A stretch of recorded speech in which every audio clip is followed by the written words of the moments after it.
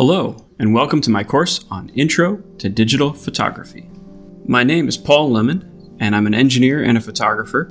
I specialize in landscape and nature photography, as well as astrophotography, and you can check out more of my work at my website, pmlphoto.com. To start this course, I want to talk about what the goals of photography are. For me, that is to capture the feeling of the moment, to share those experiences with other people, and to tell a story about the place, the time that I was in. The image in the background here is one of my favorites. It's the Milky Way over geysers in Yellowstone National Park, and it was a special experience for me because it was a trip with my father, and we like to go to these wild places together and see the beauty of the landscape around us and really appreciate how small we are in the universe. As an intro course, we'll hit a lot of different topics. We won't go into great detail on any one of them specifically, but the intent here is if you are starting from scratch, if you just got a new camera, a DSLR, or mirrorless, or you just want to know how to use your camera better, this is a great starting point that will help to build the concepts that are fundamental to photography and teach you what your camera is trying to do so you can work together to get that image that you have in your mind.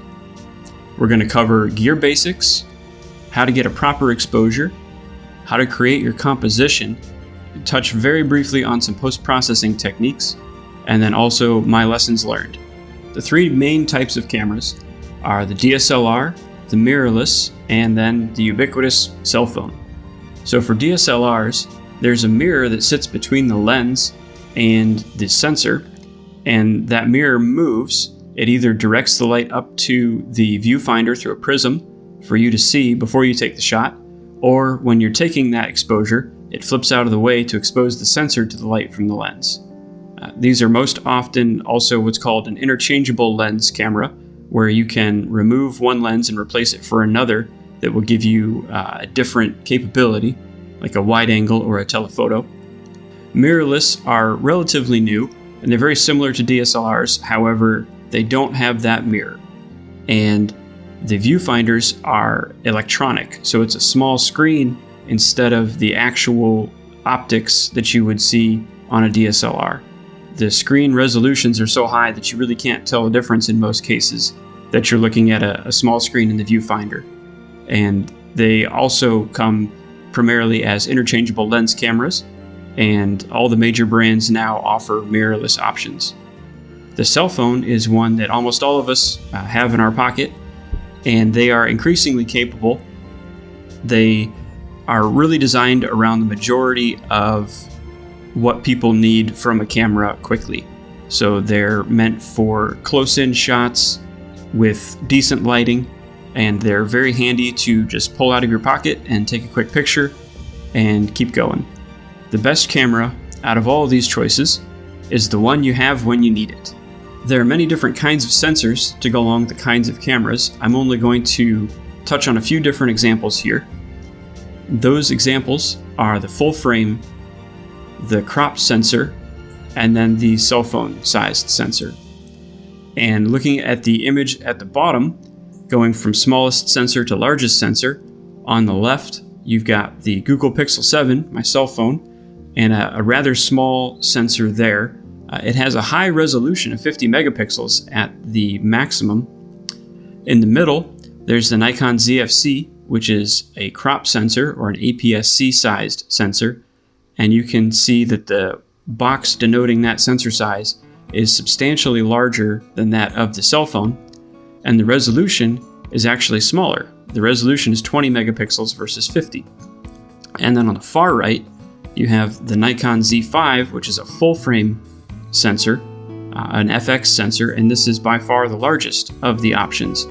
And the megapixels for its resolution is 24.3. So this may seem kind of strange that the cell phone has the highest resolution of these three sensors, and you might think, well, that's the best sensor. But the sensor size is extremely important. And you can imagine that if you're trying to get a low light image, say an astrophotography image, or a night scene, or just a dimly lit room, or your kid's concert in a concert hall, the ability to pull in a lot of light with a large sensor is very important. and that's where a cell phone will start to struggle compared to one of these other cameras. And the resolution is important to a point. As an example, if you have a 4K television and it's a big flat screen TV, really nice, great for sports and movies and all that, the image that TV is showing is only 8 megapixels. So you don't need a whole lot to get a really great image that can be shown at large scale. So all of these cameras would be very capable of doing that, and really all modern cameras have enough resolution to do just about anything. The single most important concept to understand for photography to get a good image is exposure. This chart has a lot of different pieces of information, and I'm going to walk through each one, but at the highest level, the exposure is how much light is captured to make the image. There are several different settings that we can adjust to determine how much light that sensor is going to receive. And changing those settings has impacts on what you'll get with that resulting image. So starting over on the left at aperture, the aperture is how large of a hole that light is directed through from the lens onto the sensor. Most lenses are able to have a variable aperture from wide open and what we would call fast, a large diameter passage to allow a lot of light through, down to a really small, nearly pinhole sized hole that really restricts the light but has other benefits. And we denote the aperture with what's called an f-stop. So on the top of this pyramid, you can see f over 1.4.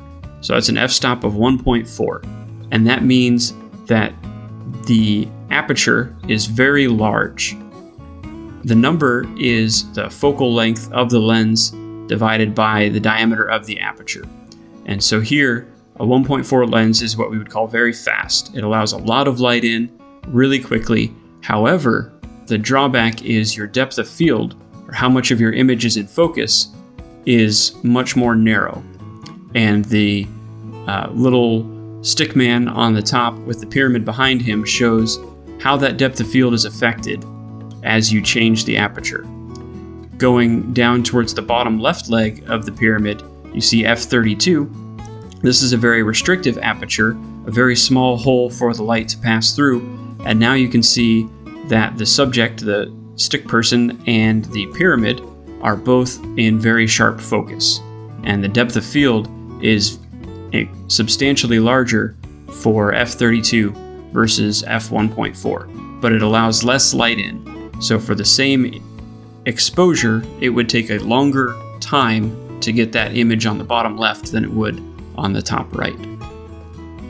Looking at ISO, this is the sensitivity setting of your sensor. And the more sensitive your sensor is, the easier it is to record data, but some of that data may be noise. So looking again at the top of the pyramid, it says ISO 25,600. That's pretty high. And you can see on the little pretend image there that there's lots of dots, there's lots of grainy noise with the two people. As we decrease that ISO setting down to ISO 100, you can see that the image gets cleaner and cleaner, and there's virtually no noise at ISO 100. However, the sensor is not as sensitive at that setting, and so it would take a longer exposure to get the same amount of light recorded at ISO 100 as at ISO 25,600. And finally, shutter speed along the bottom of the pyramid is how long your sensor is exposed to light to record that light. So on the left, there's 1/4 of a second, and on the right, 1/8,000th of a second. So 1/8,000th of a second is much less time than 1/4 of a second, so you're going to get much less light.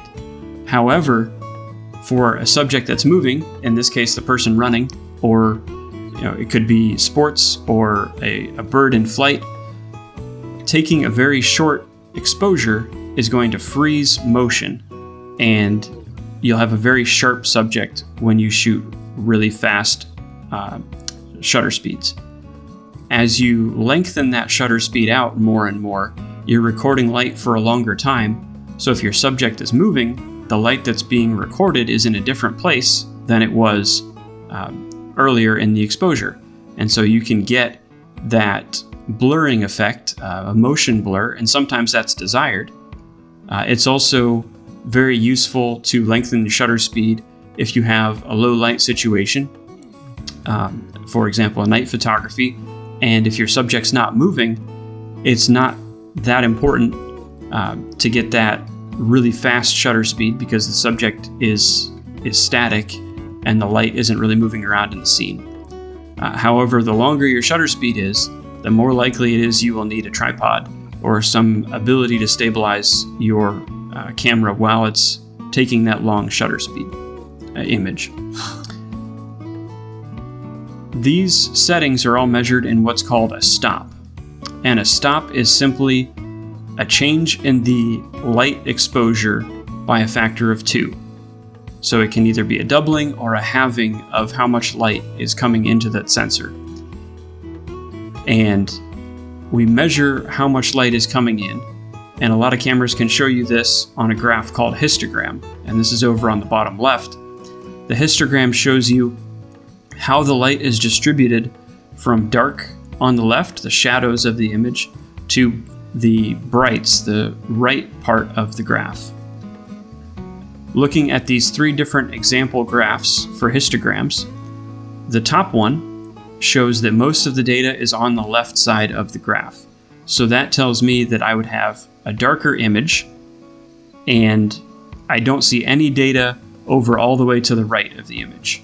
So I will not have my highlights overexposed, is what it's called. Now the second histogram, the one in the middle, shows that most of that data is over to the right, where the bright part of the image would be. And this is telling me this image is very overexposed. And overexposure is actually worse than underexposure because the data recorded off the right side of that graph is just going to be white. And it's impossible to really recover any information out of that after the fact. It's just going to be a white part of the image, which is not that interesting. For underexposure, you can pull a lot of details back into the image in post-processing these days. But for overexposure, that's pretty much it. You have white in that part of the image and that's all you get. The bottom histogram is a better exposure than the other two because you can see all the data is mounted between the far left and the far right. So there are no shadows that are all the way into black, and there are no highlights that are all the way into white. So you can do a lot with that image represented by the bottom histogram because you have all the shadow detail to work with and all of the bright detail to work with. There's no perfect shape to a histogram, but you do want to make sure you're not overexposing, and you want to avoid, if possible, underexposing your images. Here are 3 examples of an image I took in Dead Horse State Park in Utah during a very dramatic sunset. These are some of my favorite images that I've ever taken, and I've got 3 choices here: A on the left, B in the middle, and C on the right. So which one is properly exposed? The correct answer here is B. B has the proper exposure of the 3 choices. A is underexposed, and you can see a lot of that data in the red, green, and blue channels are over to the left of the graph, meaning it's a darker scene, and I could be losing detail in my shadows. For B, I have a little bit of data that's underexposed and a little bit of data that's overexposed, but most of the data is in between the far left and the far right, meaning I'm going to have a lot of detail throughout the scene. And on the right-hand side for C, you can see that there's a lot of data over to the right, and that means it's overexposed. You can see that the image is just way too bright, and you can't really get a lot of detail, especially in the sky and also along the foreground rocks. It's just not a great exposure. Let's take a look at a few more aperture examples. So again, this is the opening in a lens that determines how much light reaches the sensor. And the number is the focal length divided by the aperture diameter. So a low number means that a lot of light is getting to that sensor, and you can make an image really quickly. Looking at the table on the right from photographylife.com, we have a few examples. On the left, there's f1.4. This is very fast. You can get a lot of light onto the sensor really quickly. But you have a very shallow depth of field. And again, we have some simulated images on the bottom, and you can see that the cat is the subject and it's sharp, but the rest of the scene is not in focus. And that's okay. That is actually very desirable for portrait photography, as an example, where you want your person, your subject, to be in focus, and then the background can be blurred, and that effect is called bokeh. Going from left to right, we get to f2.8 and f5.6 and 11, and then f22. And each of these adjustments is one stop. It's a doubling of, it's actually halving of the light that's reaching the sensor. So each time that f-stop increases on this chart, you're cutting the light that gets to the sensor in half. So you have to adjust other settings, like your shutter speed, to make up that difference and get the same exposure. As we increase the f-stop up to f22, more and more of that scene is coming into focus, and you can see by f22 that you have the cat and the tree in sharp focus. However, this allows the least amount of light in, so you would need to either adjust your ISO sensitivity or your shutter speed to get the same exposure as when you were shooting at f1.4. Focal length is the distance needed for the lens to focus the image onto the sensor or film. We refer to the different extremes as wide angle. That's the top left here at 18 millimeters, and you can go wider than 18. This gets a lot of the scene into the camera, and it really gives a sense of place. You can see the foreground and the midground and the background, and really get an idea of what this place is and what the environment is like. But you can't see any particular part of the image really close up unless it's very close to the camera. At the other end of the spectrum, we have telephoto. And in this example, it goes up to 300 millimeters. And for telephoto, you have a very small field of view, but that field of view is really pulling in that subject in much greater detail than it would at a wide angle. All of these images are the same scene, just taken at different focal lengths. And these are examples from NikonUSA.com. Stepping through them, an 18 millimeter focal length is a wide angle, and I would use it for a landscape photo. If you want to really give a sense of place and a sense of scale to your image, a wide angle is really good for that. I want to highlight 35 millimeters because that is pretty close to how our eyes perceive the world. So 35 can be very handy just to give that kind of human perspective of an image. A 35 millimeter image is going to look like real life to us. Going up to 85 and 105 millimeters, in this case, the image is a barn, but those two are very good focal lengths for portrait photography. There is very little distortion, and if you think about the wide angle lens and you look at the image, the graphic on the bottom left, the light for a wide angle image has to bend substantially to reach the sensor in the camera. And that bending gives some distortion to the image. You can correct that somewhat in post-processing, but there's going to be some bending there. When you have a longer focal length, like an 85 or 105 millimeter, you don't have to bend that light nearly as much because the field of view is much smaller. So you won't have very much distortion. And this is, again, very desirable for portrait photography.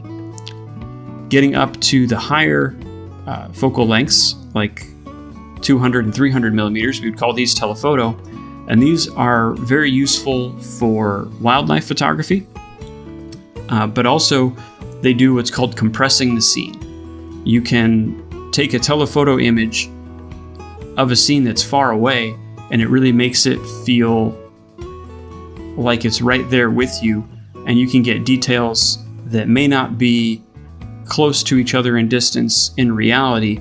You can get those into the same image and have a much different look than, say, a very wide angle shot. There's no right or wrong focal length. It all depends on what you're trying to create. So here is a quiz on focal length.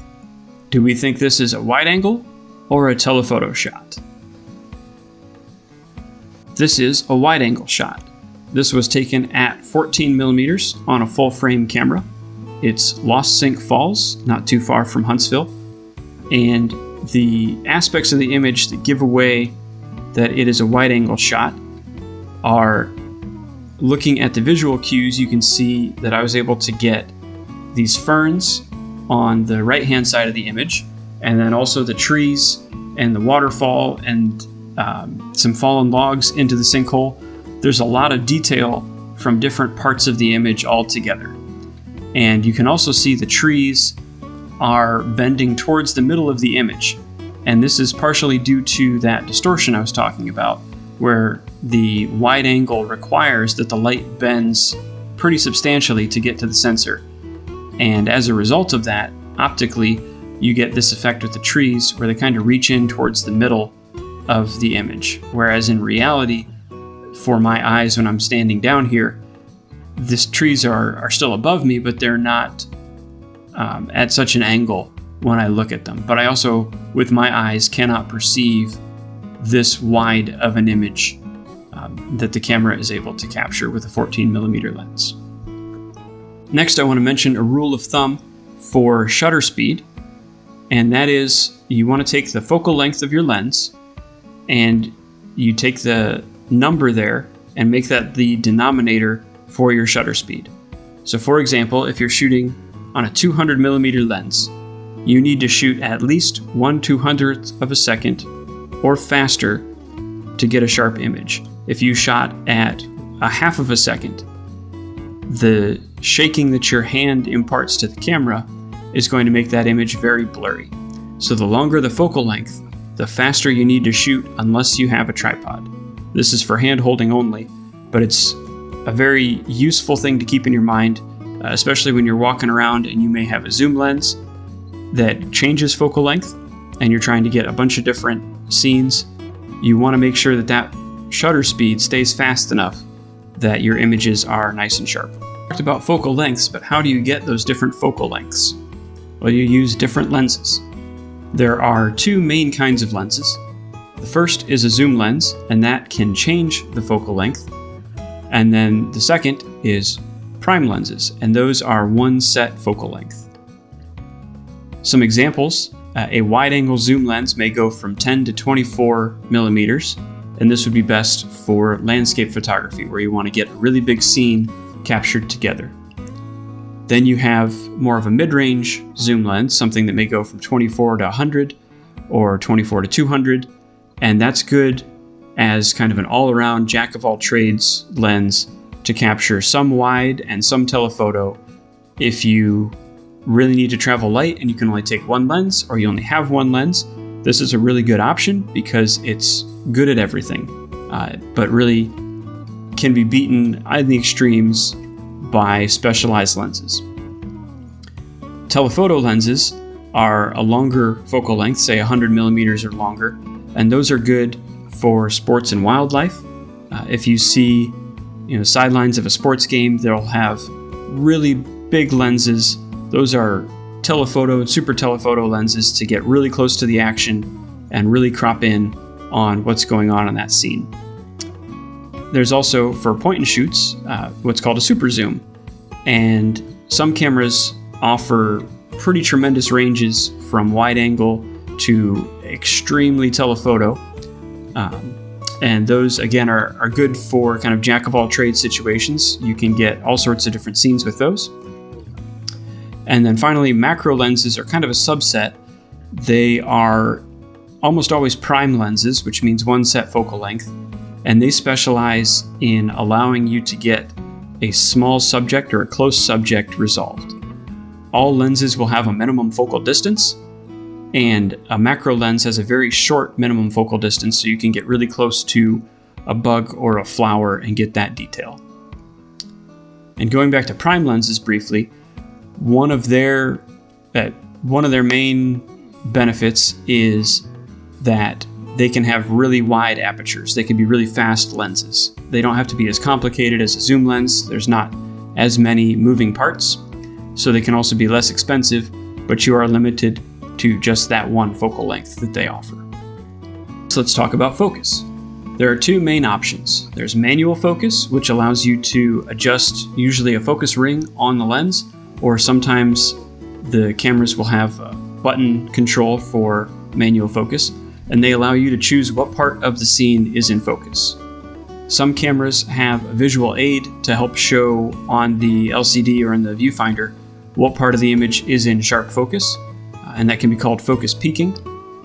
It offers complete control of what part of the scene is in focus, and it's very useful in low light situations where the camera may not be able to calculate autofocus on its own, and you have to choose for it.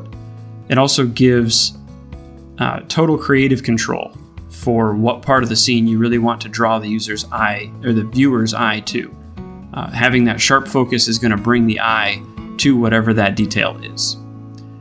It's also very helpful to use a tripod in these low light situations if you choose manual focus. It just makes everything a lot easier to set up and get that image the way you want it. Autofocus is extremely useful in most situations, and for most modern cameras, if you half press the shutter button, that will trigger the autofocus function to go. And there are many different modes available for autofocus. There are too many to really cover here in detail, and each manufacturer has their own features that they offer, but they all focus around how much of the scene is going to be covered when the camera tries to calculate that focus. You can have a point where you are looking at just one part of the scene and get that one part of the scene in focus, and the rest is going to be, whatever results. Or you can also have an area focus where the camera is going to take several points, or many points, and try and average those out and find the right focus to get as much sharpness as it can across that range. You can also set the camera so that it focuses once when you half press the shutter button, or you can have it focus continuously as you hold the shutter button half pressed. So single focus is fine for a scene that's not very dynamic, or a landscape, for example. And you'll probably want to use continuous focus for something that is dynamic, like a sporting event or wildlife that's moving, and the camera will continue to work with you while you have that button pressed down to keep the image in focus. Some newer cameras even offer autofocus that targets the subject's eyes, and that can be very useful for portrait photography of people or photography of pets.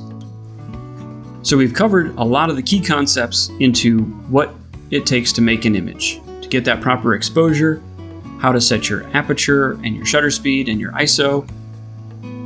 And now we need to talk about how you actually command your camera to change those settings. So I have an image of the Nikon ZFC on the right here. It's a beautiful camera with lots of manual dials and buttons, and allows me to really talk through how you set these things visually. And then on the left hand, I have a table that goes over the main parameters you're going to set and different modes that you can use to control what is user selected and what is calculated by the camera. So starting at the top row on auto mode, the camera is going to choose the aperture, the shutter speed, and the ISO for you. It's going to do its best to try and give you the image that it thinks you want. And a lot of cameras will have different modes. You can go to a sport mode or a macro mode, for example, and the camera will choose the aperture and shutter speed based on that. And it will vary these to try and get the proper exposure. So thinking back to the histogram, it's going to change these parameters and try and get that histogram to be the best exposure you can get.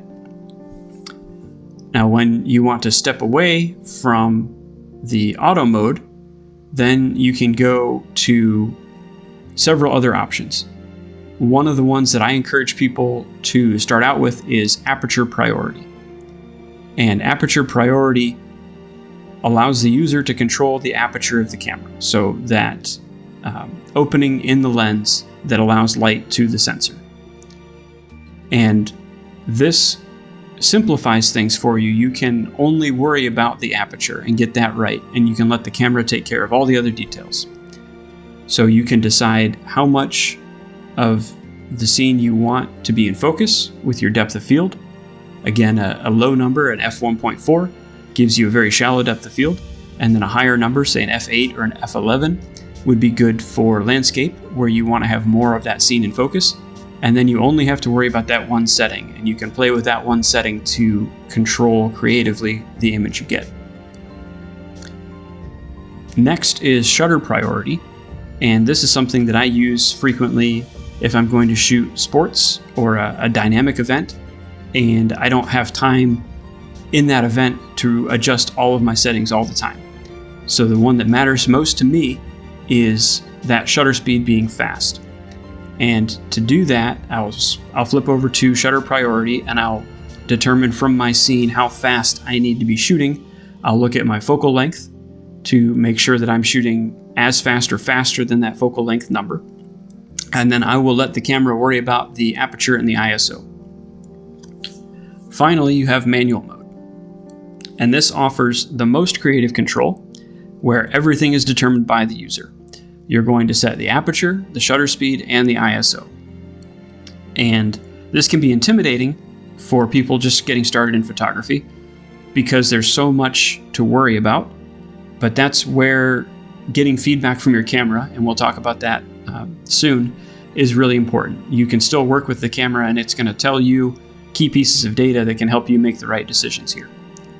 And so I encourage people to play with all of these. I still use all of them. I primarily shoot manual because I'm usually shooting a scene that's not changing very quickly, whether it's landscape or astrophotography. But I really encourage people to get off of auto and play around with the others, because you'll see how much more creativity you can drive into your photographs by using these and by understanding them. So looking at the camera on the right and the dials, we have a mode selector at the top. And right now in this picture, it's set to auto mode. And you can move that dial around to change it to shutter or aperture priority or manual mode.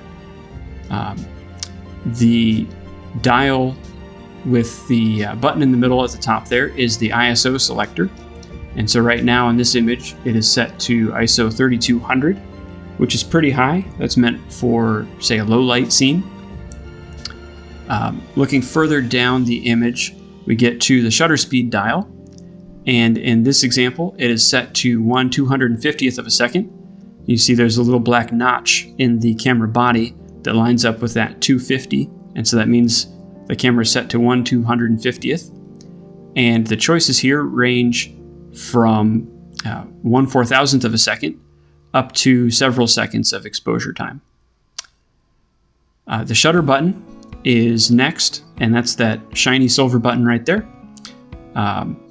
It's kind of hard to tell from this angle, but there's an aperture wheel on the front of the camera, and you can use your finger to spin that and change the aperture setting. And then we also have an exposure compensation wheel on this model, and that is useful for auto, aperture, and shutter priorities. And what this does is, thinking back to that histogram, you are adjusting what the camera's goal exposure is in stops of light. So each click on that wheel is going to be 1/3 of a stop, and then you can see the numbers go from +3 to -3. So that's +3 stops to -3 stops. And you can change the goal of the camera in making that exposure.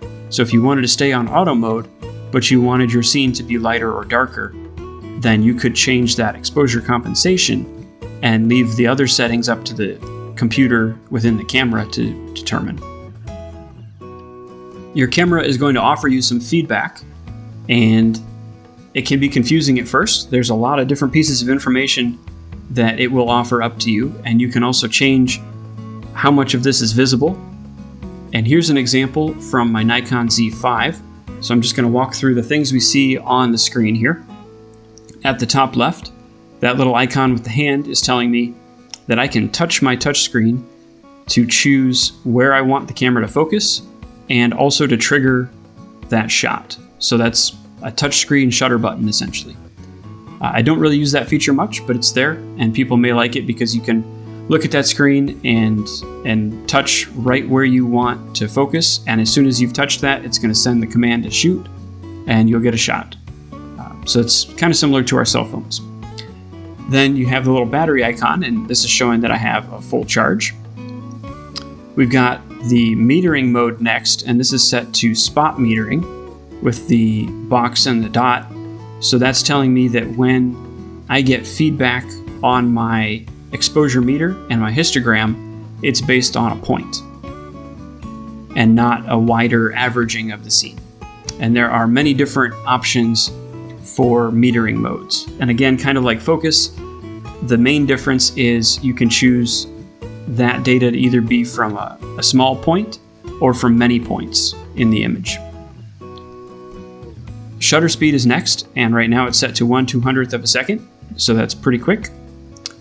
Then aperture, f10. So this is a pretty small aperture, so it would be good for like a landscape photo. Next up is ISO 100. So that's a very clean image, very low noise, but it's going to be a slower shot.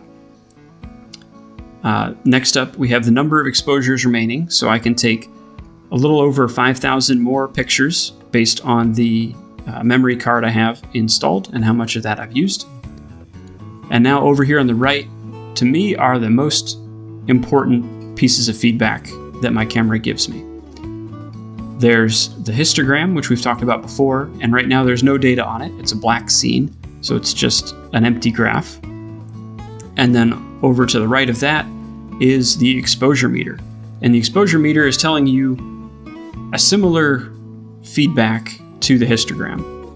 The exposure meter is how light or dark the scene is overall.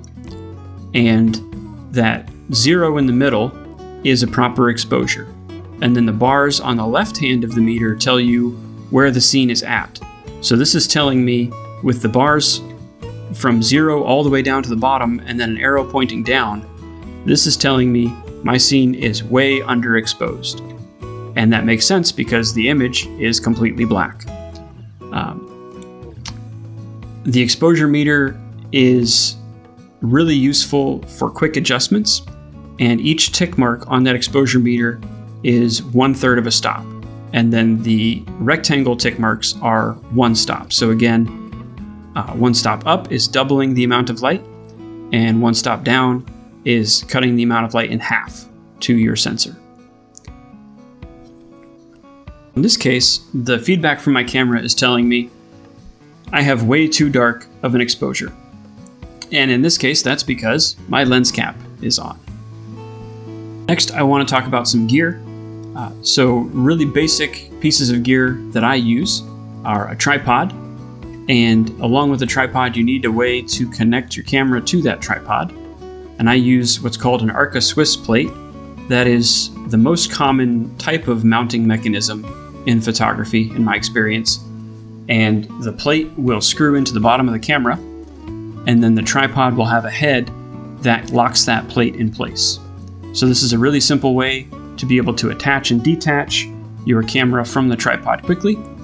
And the tripod offers a lot of options when it comes to how you are setting up the scene. You can really get your composition dialed in, what is in the scene. And it also frees you up substantially from the hand-holding issues where you'd have to shoot faster and faster for longer and longer focal lengths. You can take really long exposures on a tripod, fractions of a second up to many seconds, up to minutes, depending on what kind of scene you're trying to shoot. So tripods are very handy for longer exposure, low light photography, which is one of my favorite genres. There's also delays. you can either use an onboard delay on your camera, and you'll want to do that when mounted to a tripod because you're using the tripod for stability. But then if you go and press the shutter button on the camera, you're now shaking that camera a little bit with your hand. And so you can negate the benefits of the tripod by doing that. So most cameras, if not all cameras now, have a delay option, and you can set even just a 2-second delay is usually enough that there's no shaking left from you pressing the shutter button, and you can get a nice sharp shot. The negative there is, of course, you've got to wait that delay to actually get the shot. There's also remote triggers, and these can be Bluetooth or plugged into your camera, and that also eliminates shaking of the camera because you are pressing a button that's not touching the camera.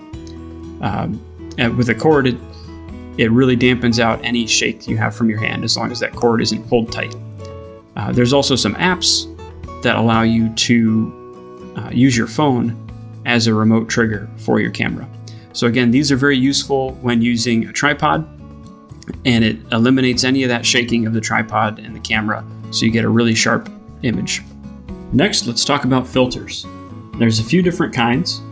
The first is a circular polarizer, and this can help reduce glare from the sun, whether it's on the surface of water or on leaves, for example. And these work best when you can get 90 degrees from the sun, so having the sun on your left or your right. It'll work better than if the sun is directly behind you or right in front of you. And these can remove that glare just like your sunglasses. Most sunglasses are polarized, and that's blocking out that reflected light. So on the example to the right from instituteofphotography.com, the image on the left is without a circular polarizer, and you can see that there's a lot of reflection on the water, and the image on the right is using that circular polarizer, and it cuts right through, and you can see the detail below. The next kind of filter is a neutral density filter, and these are like sunglasses for your lens. They darken the image by allowing less light through, and they're measured in stops. So again, a stop being a 2 times change in light. Some are also variable neutral density filters, so you can rotate the filter once it is threaded onto the end of your lens, and that will make the filter lighter or darker. These are useful if you want to take a longer exposure in a bright setting. So if you are trying to get a silky smooth waterfall, but it's pretty bright out, this can help to allow you to take a longer exposure and get a smoother result with the moving water over time than if you didn't have a filter on and took a properly exposed image. That image would be a shorter duration, and you wouldn't have as much of a smooth result in the movement. There are also gradient filters, and these can be useful to darken part of an image. They are most often used to darken the sky in an image so that the foreground landscape can be properly exposed, and the sun and the sky won't be too bright. You won't have the blown out highlights. Most of these different kinds of filters can thread onto the end of your lens, so you'll need to see what diameter your lens is and find filters that fit that diameter. Here's an example from Turtle Creek on Green Mountain in Huntsville, showing the difference in the image that you can get when you use a neutral density filter and when you don't use a neutral density filter. So these are 2 different images composited together, with the center line to the left being one image and the center line to the right being the other.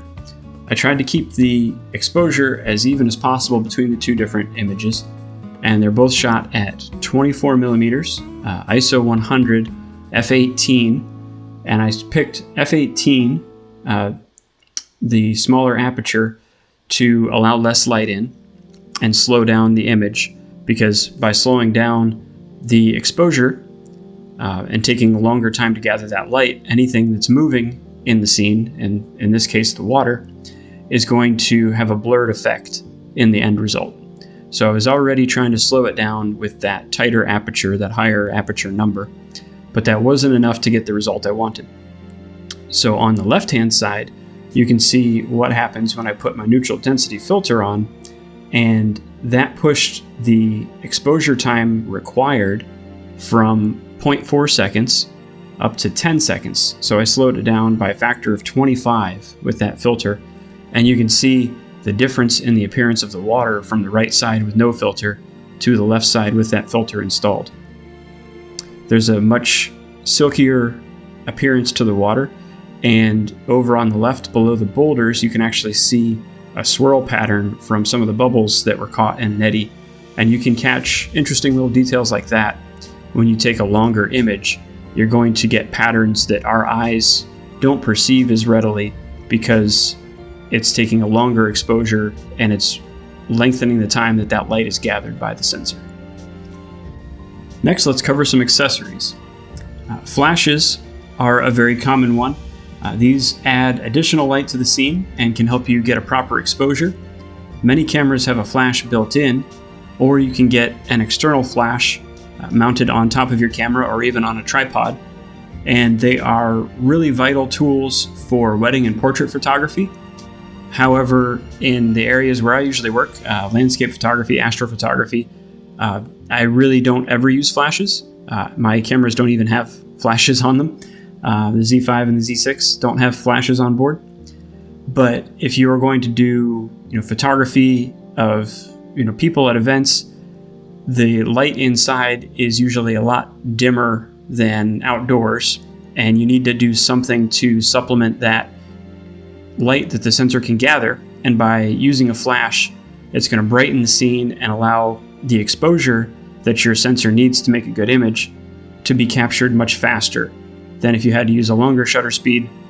And especially with people who are moving, you can get really, really blurry results easily.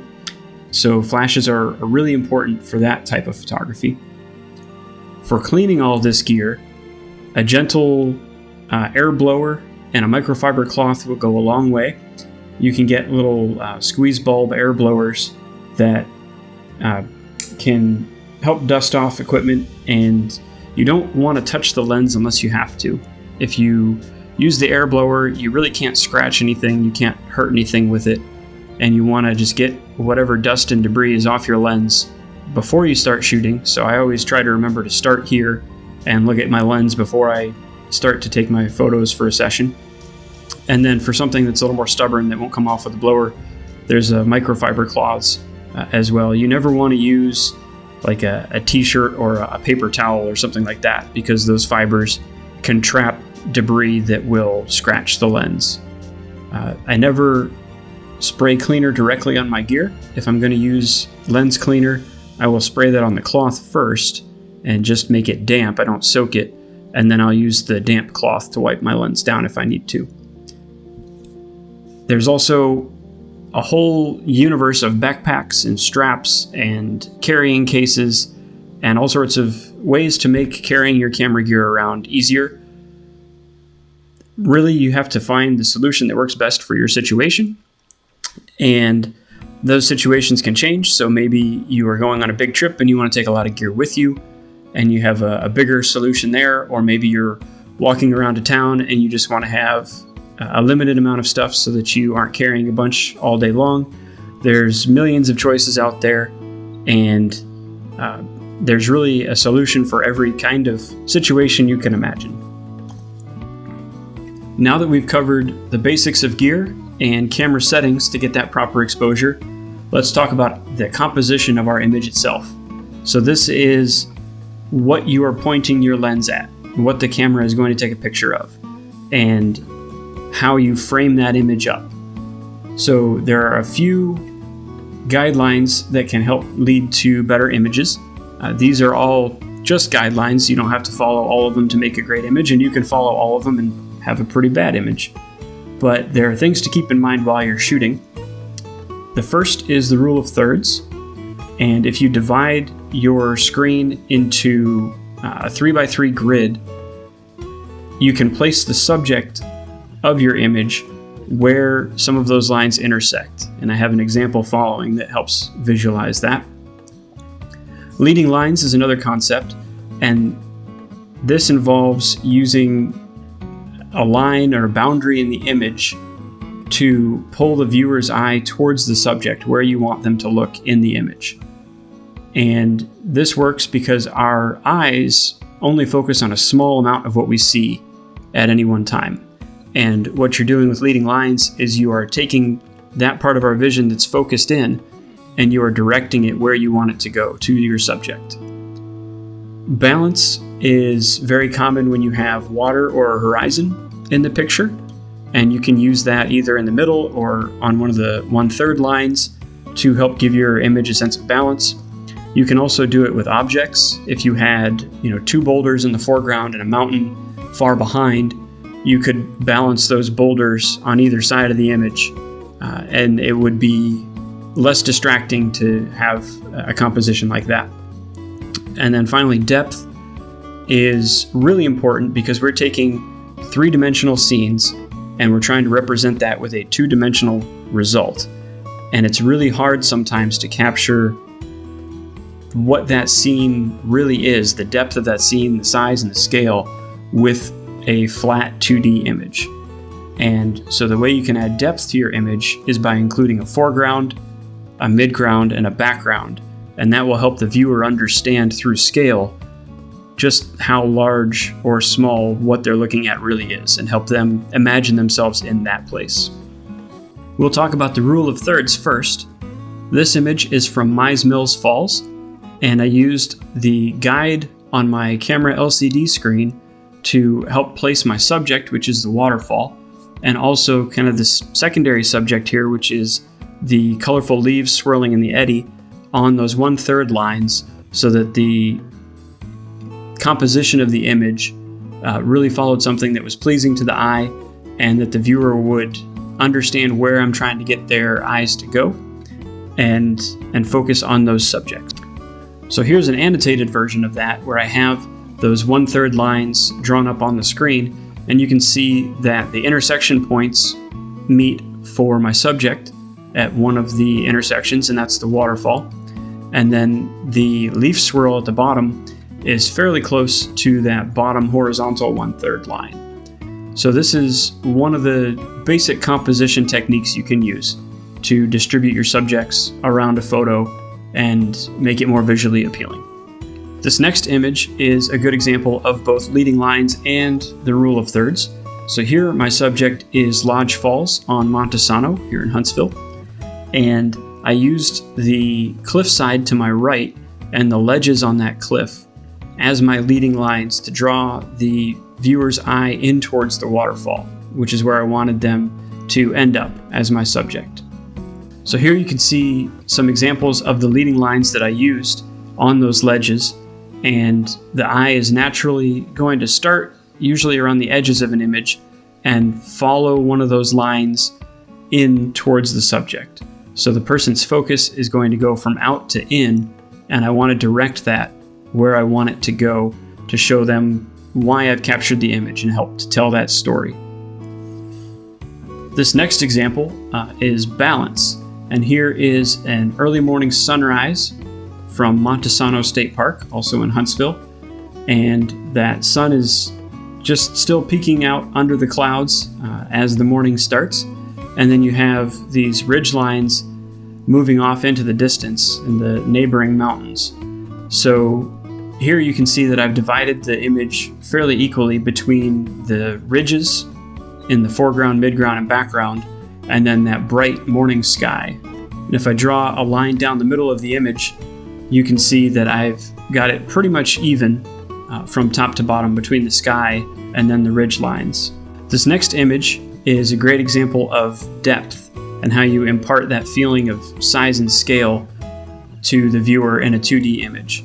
This was taken in Grand Teton National Park, and I've used a foreground of the grasses, and then a midground of the trees and the fence line, and then the background of the Tetons themselves to show how big this place is.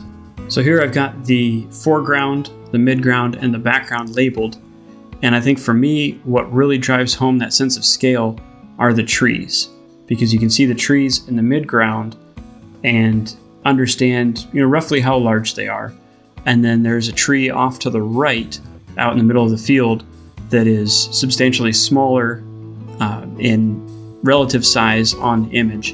And then you have the trees on the mountains, which are much, much smaller. And it shows that these mountains are really extremely tall. Next, I want to just introduce some high-level information on post-processing. It is a vastly complex and varied area where you can spend years and years perfecting techniques and learning different techniques.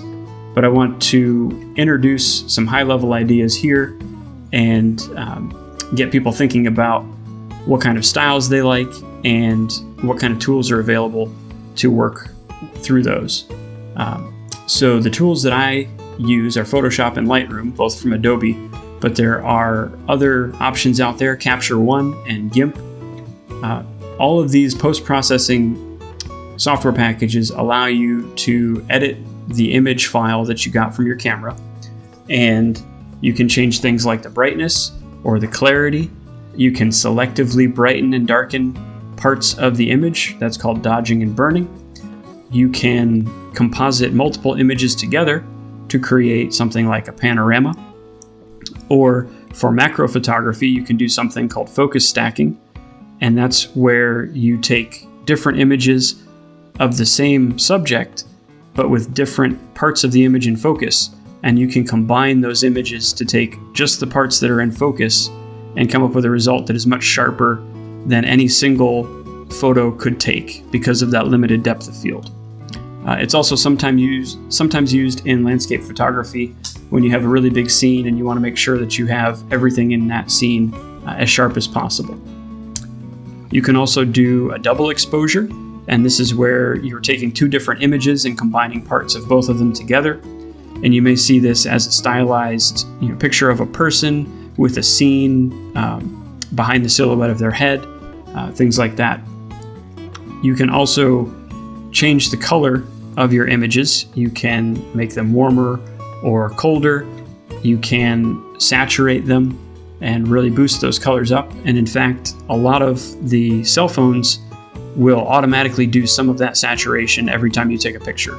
They're going to do some very basic post-processing for you as soon as you hit that button and take the image. Everything you see on social media is processed to some degree, whether it's pros doing it intentionally on a computer or, like I said, even just taking a picture with your cell phone. There's going to be some post-processing in there built into the camera app that you're using. And a recent development in this area is artificial intelligence. It does offer a lot of promise for things that you can do with it, especially in areas of noise reduction or removing a distracting element from an image. But it also is really blurring the line between photography and digital art, and is making it possible to make impossible scenes. And so for me, I think it's an interesting technology, and like any other technology, if we use it honestly and responsibly, I think it's a good thing. I do fear that people may see AI art and assume that that's a real place that they can go and see. And so that can be misleading. And for me, what I want to do with my own work is show people to share the feeling of that place. So I may saturate the colors a little bit more or do a composite that gets the camera result closer to what my eye can see, because our eyes can actually see better detail in light and dark areas at the same time compared to any camera. So for me, my goal is really to share that feeling of a place. And with AI art, it's interesting, and I think as long as when it's used, it's clear that it was used, I think it can be a very interesting new direction for visual arts. But I don't want people to think that impossible places are, somewhere they could go visit. So I do use it a little bit myself, mostly to remove, distractions from an image. Photoshop has some built-in AI functions now where, if you had another person walking through a picture, you can circle them and remove them and backfill that area. Things like that enhance the end result, but is still at its heart really the image that I was capturing in reality. But it's all up to the user, and it's an exciting time to be learning about post-processing, and there's new techniques and new tools coming up all the time. All right, so I've been working on my photography for more than 10 years, and I've learned a lot of lessons along the way. Here are the ones that I want to share with you and that really matter to me the most. And the first one is to leave no trace. I really enjoy going to beautiful places and seeing, the wild places on our planet, and I want to make sure that my presence there is not harming those places. So I always make sure to take out anything that I bring in. I usually actually bring out more trash than I create.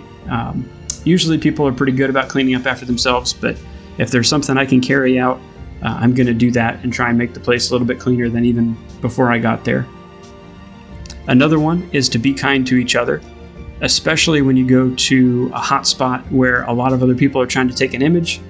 You're all excited. Everybody wants to be there. It's most likely public land or a park, and everybody has a right to be there. And if we're all kind to each other, it makes it a much better experience for everybody. So I would, really encourage people, meet the people around you. Don't just try and, stake your tripod down and shoulder people out of the way. I would talk to the people around you, and odds are, they've got something specific in mind they're trying to do, and you do too, and you may be able to, share ideas and learn something new from them. And at the very least, if you've talked to somebody that you're, sort of competing for a spot with, then it's much more likely that you guys will work together and take turns and not get in each other's way. So really, be kind to each other. It makes everything so much nicer and easier. If you're going to go out into a wild place, then tell somebody where you're going, or better yet, take a buddy with you. And that way, if something doesn't go to plan, if your car doesn't start on the way out, or you turn an ankle or something like that and you need help, at least somebody knows where they can start. Another big one is to plan ahead. So I always check the sunrise and sunset times. I always keep a headlamp with me in case I get caught out a little later than I'm meant to be. And for me, the sun, the moon, and the Milky Way placements in the sky are important for the images I'm trying to get. So I always look those up too, and there are a lot of different planning apps that are good for that. If you are shooting at a local spot, I really love to go a few different times a year to the same place and experience it through the different seasons. And each time I go, I see it a little bit differently, and I can get a different image and a different idea. So I would make the use of what you have near you and really leverage that local area and get really good at what you have in your own backyard. And you'll find that those skills translate really well when you're on a vacation. You'll know what to look for faster, and you'll really have your style developed as well.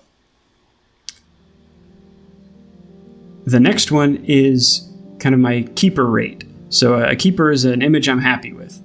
And for me, if I am having one of my best days ever, that means 5 to 10% of my shots are keepers. And that may seem kind of shocking, but I take a lot more pictures than I'm really satisfied with at the end that I want to share with others. And that's okay. I shoot digital, so I just, can delete the ones I don't want to keep. And the ones that were mistakes are almost always learning experiences. And if I'm hitting that 5 or 10%, I can come away from, a local session here where I'm out for an hour or two. I can come away with 5 or 10 really good pictures that I'm happy with. And that's a great day. The other part of this is, if you want people to think you're good at photography, only show them the good ones. For modern gear, there are so many different choices out there, cameras and tripods and accessories. I'm not a gear snob at all. I really like the gear that I use, but I see fantastic results with all sorts of different setups. And so I would encourage people here, don't worry about what, is Canon or Nikon or Sony. Is that one the best for me? Which one has the latest and greatest and perfect technology? And there really isn't an answer like that. I would get to know the gear you have first and foremost, and then as you understand the capabilities of that gear, there may be something coming out that allows you to grow your own capability and your style. But really, any major brand that's offering a camera right now, that camera is going to be really excellent for most situations. So certainly do your research, but at the end of the day, you really can't go wrong there, in my opinion. When you're getting your images, we just talked about post-processing, but the best place to start is from a good, solid image. There are few mistakes that you just can't fix in post no matter what. If you have an out-of-focus image, right now there's really nothing you can do about that. There are a few sharpening techniques, but if the base image is blurry, there's not a whole lot you can pull back out of that. So you really want to make sure that your composition and your focus are right when they're coming into the camera in the first place. And my last piece of advice is just enjoy the process. I've taken tens of thousands of photos, and many of them I didn't keep, but all of them involved, a story and a memory and being in a place, often with, friends and loved ones. And that's really what it's about to me, is to enjoy that process, enjoy learning, enjoy where you're at when you're there, and just have fun with it. And that brings me to the end of this session. Thank you for joining me. I hope you have learned some things about photography, and I really hope you enjoy getting out there and making your own images.